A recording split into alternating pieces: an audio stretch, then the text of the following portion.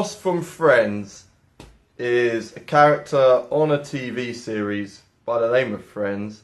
He goes through a series of adventures, he learns about life, he has his heart broken, but in the end, he gets together with Rachel, and it's all good. Ross from Friends also is the name of a lo-fi house DJ from London. Now, his debut album, Family Portrait, was released on Flying Lotus's Brainfeeder record label.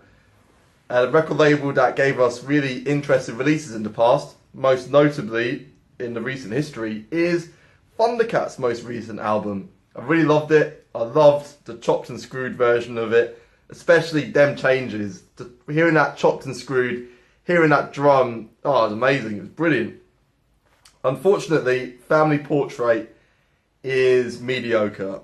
This is lo-fi house at its most derivative, hazy, just unimaginative, just the songs don't go anywhere.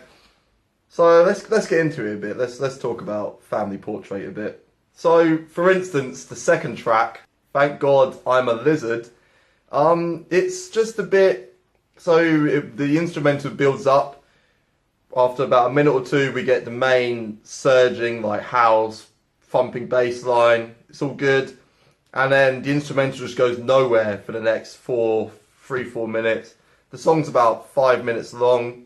And it just feels repetitive. It's just repetitive house. There's no real vocals or anything like that on it. It's just the bass line, just the drums, and it just goes and goes and goes in the background. And that's my problem with a lot of the tracks on here. I'm not saying they need to have vocals or anything like that. I've got no problem with instrumental albums. I mean, you've got the great albums like J Dilla Donuts, all the Madlib Beat Conductor series. Those are all great. But the thing that helps those albums is that the tracks are quite short. They're about 2 minutes long. The DJ Shadow introducing album, again, primarily instrumental there, but the tracks evolve and they change over time. On Family Portrait, Ross from Friends, he finds a sort of a pattern he likes with the drums, and it all comes together and it's quite satisfying for a couple of minutes, but most of these songs just drag out and out and out and play in the background. It's just really like watery, like ethereal, like house that you've heard in the 90s, and you hear it like if you see like a montage of like people in a nightclub and they've got like that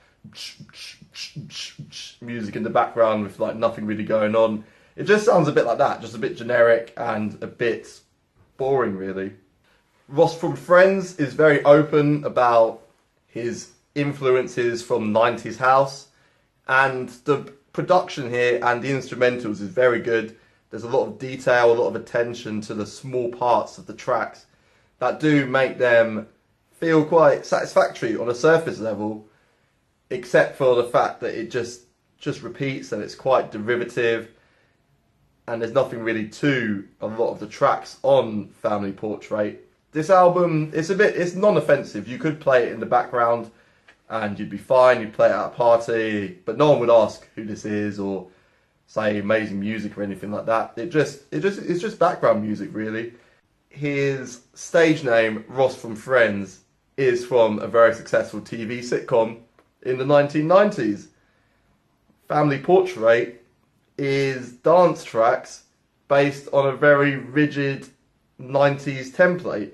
There's nothing really too exciting or original about Ross from Friends or Family Portrait at this moment in time. So I'm going to give Ross from Friends Family Portrait a 3. Big, juicy, rubbish 3.